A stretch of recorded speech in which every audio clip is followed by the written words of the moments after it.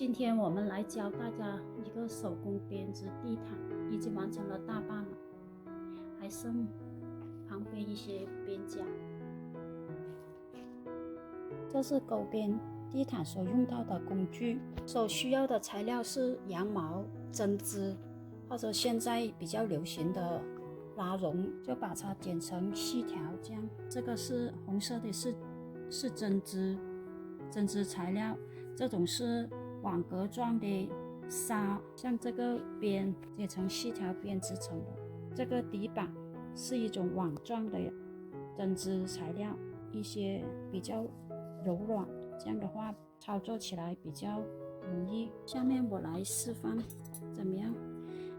这一块是一种针织类的，软的话就剪粗点点都无所谓，比较厚实一点剪细一点，长度不限，材料长度长的话就剪长，短的话就剪短。目前我就使用这个工具，这个像钩针一样的，它有个钩，这个手柄是比较软的泡沫，这样的话你握起来的话就比较舒服。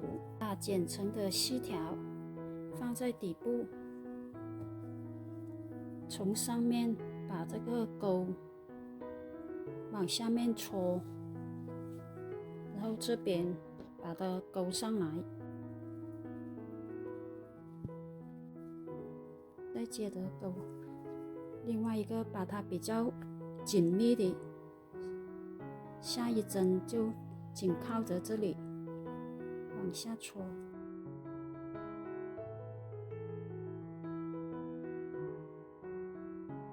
拉出来的话长度要一样，这样的话这里就可以填满了。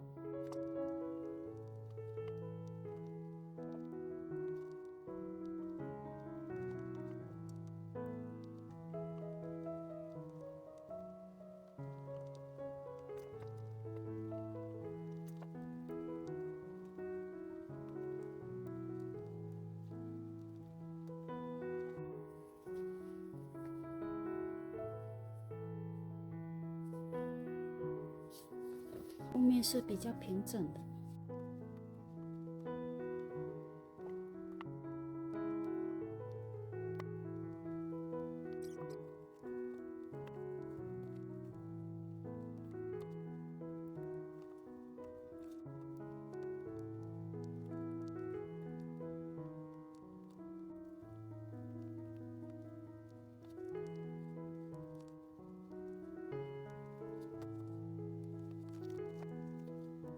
这个毯子全部完成了。之前我们修补的这个角，这个是比较大的一块，已经修补。